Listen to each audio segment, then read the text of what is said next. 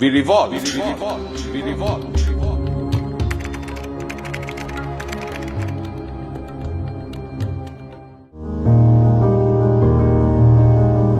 যে কারণে দ্রুত সিদ্ধান্ত নিয়ে পাক বাহিনীর বিরুদ্ধে বিদ্রোহ ঘোষণা করেছিলেন জিয়াউর রহমান, সেই কারণ ব্যাখ্যা করতে একটু পেছনে ফিরে যেতে চাই।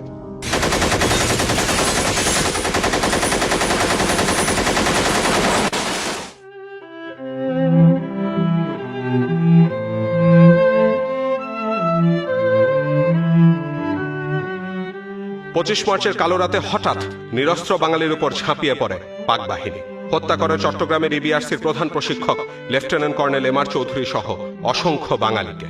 বিদ্রোহ ব্যর্থ হলে মৃত্যু নিশ্চিত জেনেও সিদ্ধান্ত নিতে এক মুহূর্ত দেরি করতে হয়নি মেজর জিয়াকে। তখন রাত 2:15। 26 মার্চ 1971 সাল। রক্তের আখরে বাঙালির হৃদয় লেখা একটি দিন। বাংলাদেশের জনগণ চিরদিন স্মরণ রাখবে এই দিনটিকে, স্মরণ রাখবে, ভালোবাসবে এই দিনটিকে। তারা কোনো দিন ভুলবে না, কোনো দিন না। 3 জন সিপাহী আর একটা জিপ দাও।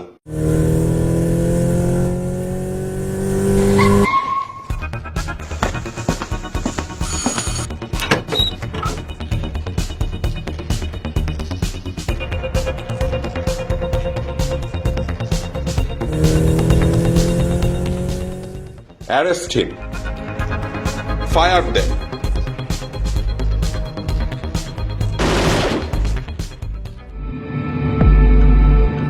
এবার আরেকটু পেছনে ফিরে যাই। 1970 সালের সাধারণ নির্বাচনে বিজয়ী হয়ে পাকিস্তানের কেন্দ্রীয় এবং পূর্ব পাকিস্তানের প্রাদেশিক সরকার গঠনের ম্যান্ডেট পায় আওয়ামী লীগ। কিন্তু হঠাৎ করে 1 মার্চ আহত জাতীয় পরিষদের অধিবেশন স্থগিত করেন ইয়াহিয়া। 2 মার্চ ঢাকা বিশ্ববিদ্যালয়ের কলাভবন চত্বরে প্রথম বাংলাদেশের মানচিত্র খচিত পতাকা উত্তোলন করেন তৎকালীন ডাকসুর ভিপি আসমা আব্দুর রব, এবং 3 মার্চ স্বাধীনতার ইশতেহার পাঠ করেন সর্বদলীয় ছাত্র সংগ্রাম পরিষদের নেতা ও তৎকালীন ছাত্রলীগের সাধারণ সম্পাদক শাহজাহান সিরাজ। 7 মার্চ রেসকোর্স ময়দানে জাতির উদ্দেশ্যে ভাষণ দেন আওয়ামী লীগ নেতা মরহুম শেখ মুজিবুর রহমান। তার এই ভাষণটি কি স্বাধীনতার ঘোষণা ছিল? এক বিদেশি সাংবাদিকের এমন প্রশ্নের মুখোমুখি হয়ে যে জবাব দিয়েছিলেন মরহুম Sheikh Mujibur Rahman, Nobody can stop it. Autonomy of East Pakistan. Nobody can stop it. I want my rights. Emancipation. I want my emancipation. I want to live like a free citizen of a free country. You mean independence? That I don't mean. 7 মার্চে শেখ মুজিবুর রহমান স্বাধীনতার ঘোষণা দিয়েছেন কি দেননি তা তার এই বক্তব্যে স্পষ্ট হয়েছে। 27 মার্চ মরহুম শেখ মুজিবুর রহমান সারা দেশে হরতালের ডাক দেয় তার স্বাধীনতার ঘোষণা দেওয়া না দেওয়ার বিষয়টি আরও স্পষ্ট হয়ে যায়, যেটির উল্লেখ আছে মুক্তিযুদ্ধের দলিলপত্রের 2য় খণ্ডের 788 পৃষ্ঠায়। সংখ্যাগরিষ্ঠ দলের নেতা হিসেবে পাকিস্তানের প্রধানমন্ত্রী হওয়ার লক্ষ্যে প্রতিনিধিদের সাথে ডায়ালগে অংশ নেন মরহুম শেখ মুজিবুর রহমান। 1971 সালের 17 থেকে 25 মার্চ পর্যন্ত এই সংলাপ চলছিল কখনো প্রতিনিধি পর্যায়ে, আবার কখনো বা মুজিব, ইয়াহিয়া ও ভুট্টোর ব্যক্তি পর্যায়ে। কিন্তু ইয়াহিয়ার টালবাহানায় ভেঙে যায় এই ডায়ালগ। কিছু না জানিয়েই বাংলাদেশ ত্যাগ করেন ইয়াহিয়া। সংকট আরও ঘনীভূত হয়। এর মধ্যেই 25 মার্চে গ্রেফতার হন মরহুম শেখ মুজিবুর রহমান। এরপর এলো সেই কালারাত। এদেশে নিরীহ জনগণের ওপর ঝাঁপিয়ে পড়ে পাক বাহিনী। পাকিস্তান রাষ্ট্র কাঠামোর মধ্যে সংকট সমাধানের সব পথ রুদ্ধ হয়ে যায় চূড়ান্তভাবে।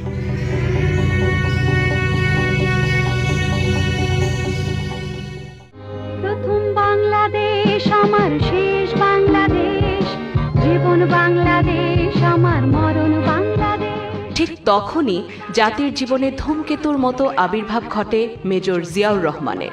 25 মার্চ দিবাগত রাতে অর্থাৎ 26 মার্চের প্রথম প্রহরে বিদ্রোহী সব বাঙালি সহকর্মীদের সাথে নিয়ে মেজর জিয়া ঘোষণা করলেন উই রিভোল্ট। এখান থেকেই বদলে গেল পুরো দৃশ্যপট। নিশ্চিত হল পাকিস্তানের ভাঙন, সূচনা হল স্বাধীনতা যুদ্ধের। চট্টগ্রামের কালুরঘাট বেতার কেন্দ্র থেকে ভেসে এলো সেই কণ্ঠ। আমি মেজর জিয়া বলছি। do hereby proclaim the independence of Bangladesh. স্থানীয় রাজনৈতিক নেতৃত্বের পরামর্শে এই ঘোষণার কিছুটা পরিবর্তন করে তিনি দ্বিতীয়বার শোনালেন সেই বাণী। আমি মেজর জিয়া বলছি। Sheikh Mujibur Rahman do hereby proclaim the independence of Bangladesh. আমি উনাকে কোয়ার্টার ঘাটের সামনে রিসিভ করলাম। উনি নামার সাথে সাথে বললেন, we revolt, you are all under arrest. Ziaur Rahman গেলেন, জঞ্জুয়াকে অ্যারেস্ট করে নিয়ে আসলেন। আসার পথে তৎকালীন মেজর শওকতকেও সাথে নিয়ে আসলেন। তখন বাইদেন কি হলো, অধিনায়ক জঞ্জু অ্যারেস্ট হয়ে গেল। ক্যাপ্টেন আহমদ আলীকে আমি আগে অ্যারেস্ট করলাম, লেফটেন্যান্ট আজম লেফটেন্যান্ট হুমায়ুন অ্যারেস্ট হলো।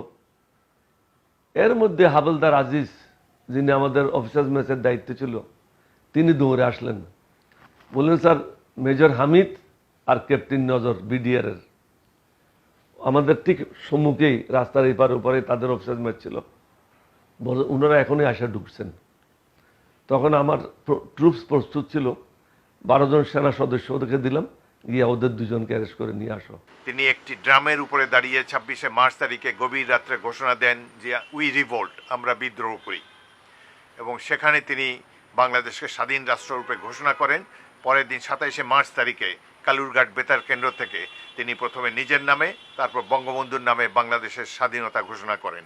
25শে মার্চের পরে যখন সাধারণ মানুষের উপর নির্বিচারে গুলি, হত্যা, লুট, এটা তো আপনারা শুনেছেন। তখন তো একটা মিলিটারি লোক দরকার ছিল। রাজনীতি দিয়া পরাস্ত করতে হয়। ইয়াহিয়া খানকে বা টিক্কা খানকে, মিঠা খানকে সামরিকভাবে কে পরাজিত করবে, এই জন্য মিলিটারি পার্সন দরকার ছিল। জিয়াউর রহমানের ডাকে জনগণ স্বস্তি ফেলেছে যে আমাদের সাথে মিলিটারিরাও আছে, সিভিলিয়ানরা তো আছেই, তারা তো ফাইট করতে পারবে না। ফাইট করার জন্য আমাদের সঙ্গে মিলিটারিও আছে। এর প্রথম মিলিটারি পার্সন হইল জিয়াউর রহমান। 28 মার্চ 1971 একদিকে জিয়াউর রহমানের বিদ্রোহ, পাশাপাশি চট্টগ্রামের কালুরঘাট বেতার কেন্দ্র থেকে ইথারে ইথারে ভেসে আসা জিয়ার কণ্ঠ যখন চারদিকে ছড়িয়ে পড়ল, ঠিক তখনই মাতৃভূমি মুক্তির দিশা পেল জাতি। যুদ্ধে ঝাঁপিয়ে পড়ল অন্য সব বাঙালি সেনা এবং ইপিআর সহ দেশের আপামর জনসাধারণ।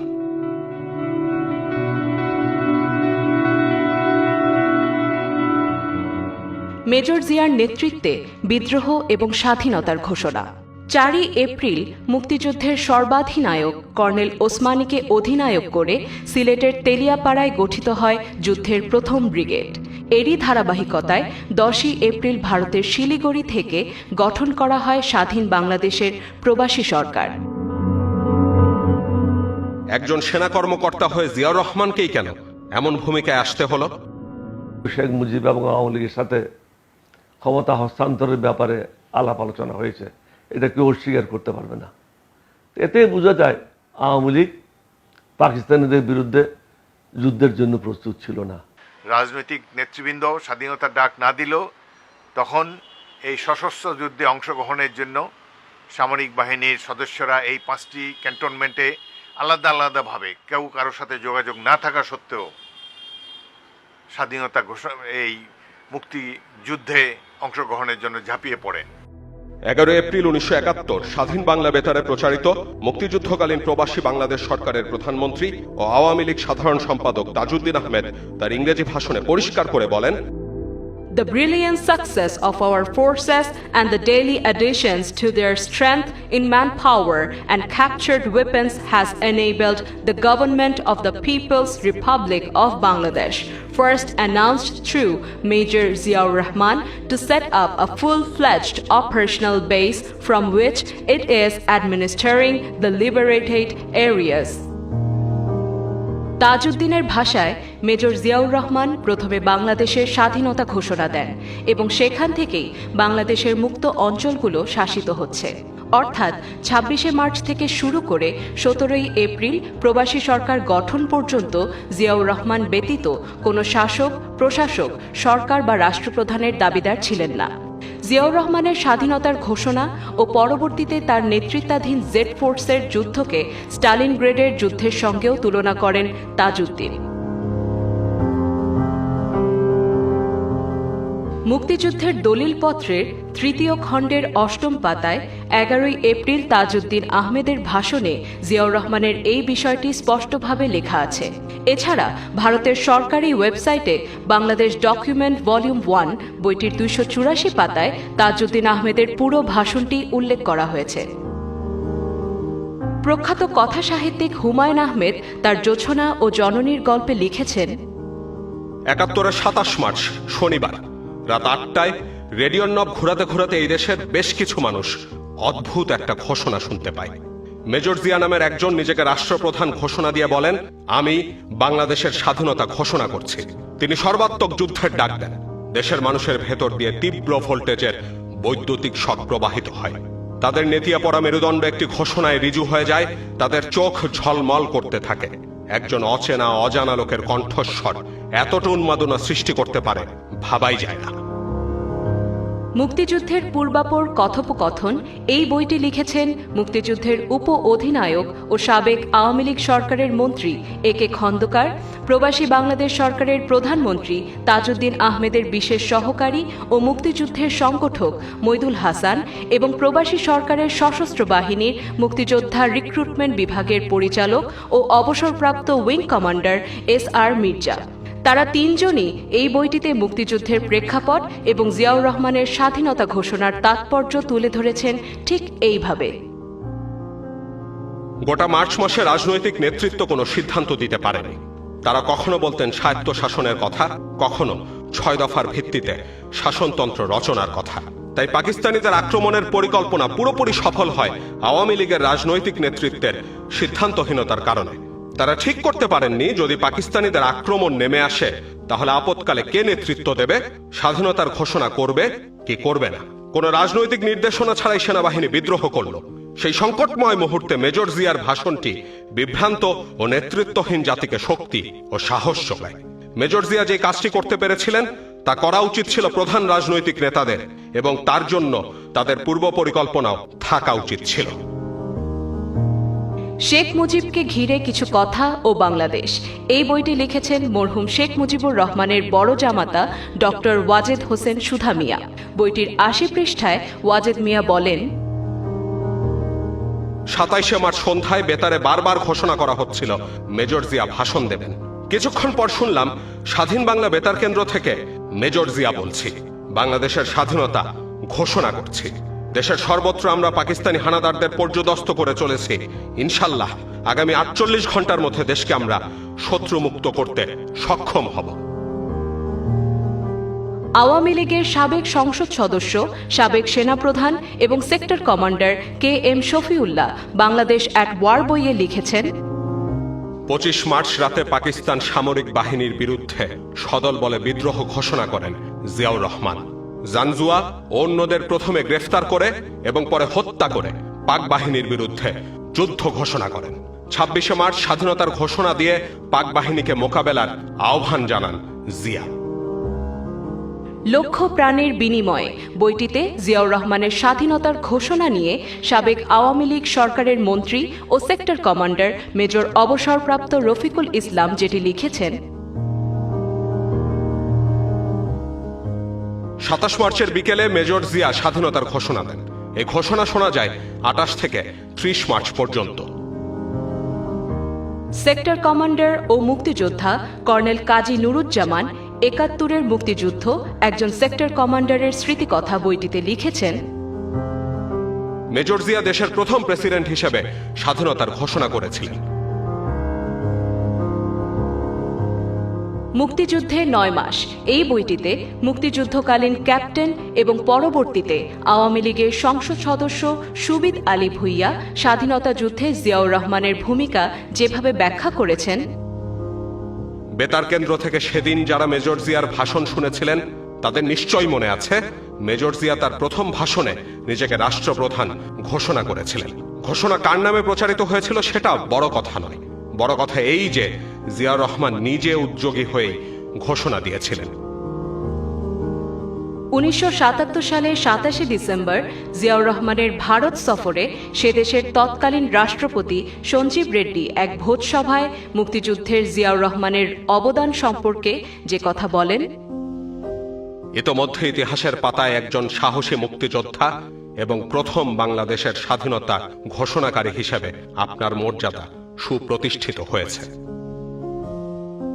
৭১-এর মুক্তিযুদ্ধে অংশ নেয়া ভারতীয় সেনা কর্মকর্তা lieutenant general JFR Jacob surrender at Dhaka birth of a nation গ্রন্থে স্পষ্ট করেছেন, মেজর জিয়া বেতার ভবনের নিয়ন্ত্রণ নিয়ে ২৭ মার্চ স্বাধীনতার ঘোষণা করেন। সেই ঘোষণা অনেকেই শুনেছেন, যারা নিজ কানে শোনেননি তারাও মুখে মুখে চারদিকে প্রচার করেন। মেজর জিয়াই চট্টগ্রামে পাকিস্তান বাহিনীর বিরুদ্ধে প্রতিরোধ গড়ে তোলেন।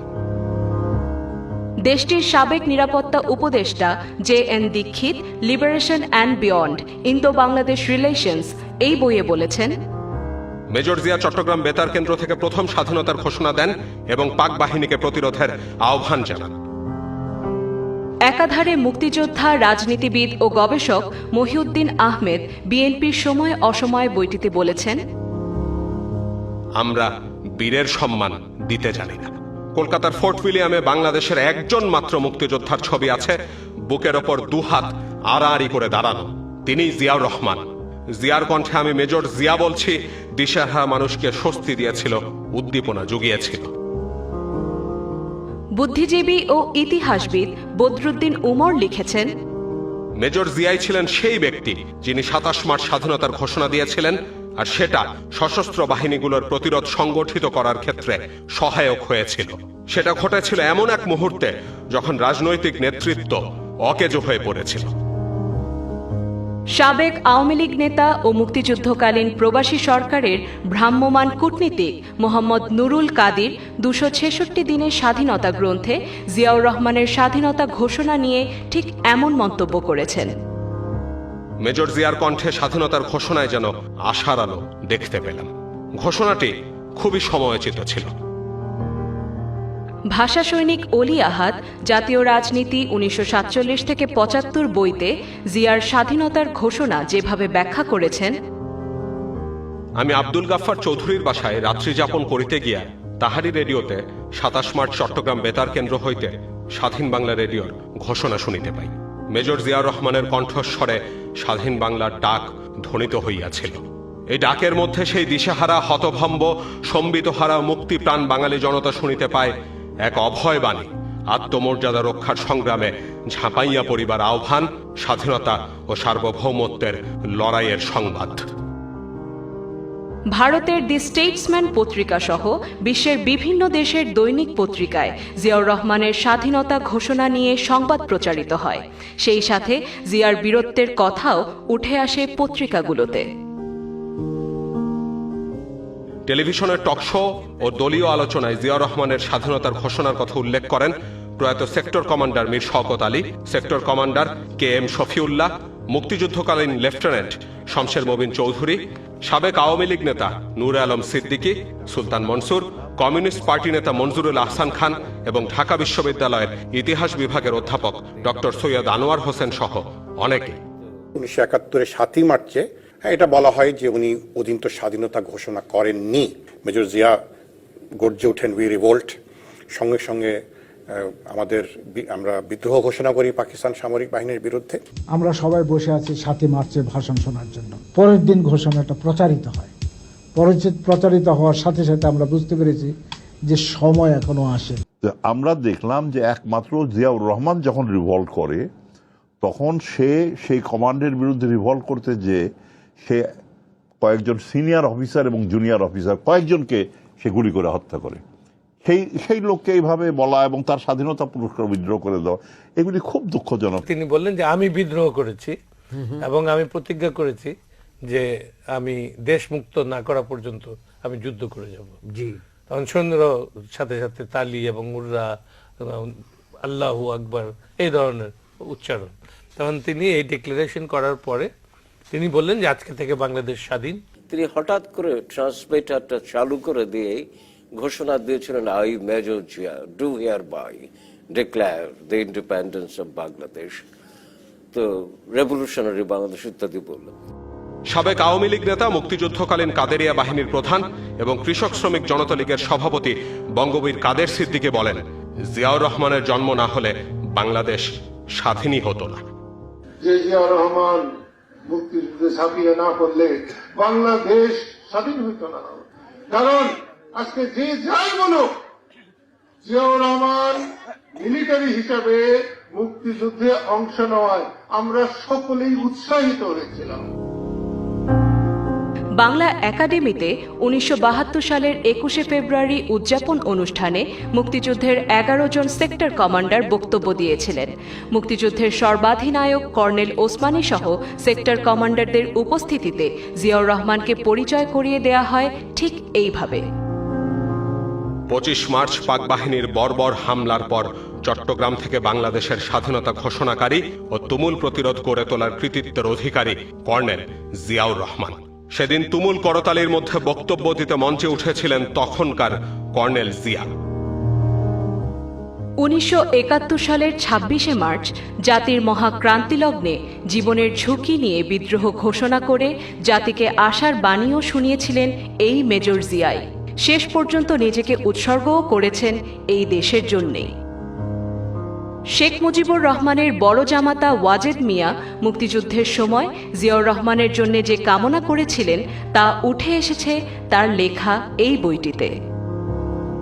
পাকিস্তানিদের হাতে বাঙালিদের হত্যা ও নৃশংসতার সংবাদ শুনে আল্লাহর কাছে কায় মনে প্রার্থনা করেছিলাম যে, হে আল্লাহ, চিটাগংয়ের মেজর জিয়াউর রহমান ও তার সহকর্মীদের যেন কোনো ক্ষতি না হয়, তারা যেন দেশের স্বাধীনতা যুদ্ধে বিজয়ী হন। তাই প্রয়াত জিয়াউর রহমানের উদ্দেশ্যে বলতে হয়, এই জাতি কখনো ভুলবে না মেজর জিয়া তোমায়, কখনোই না।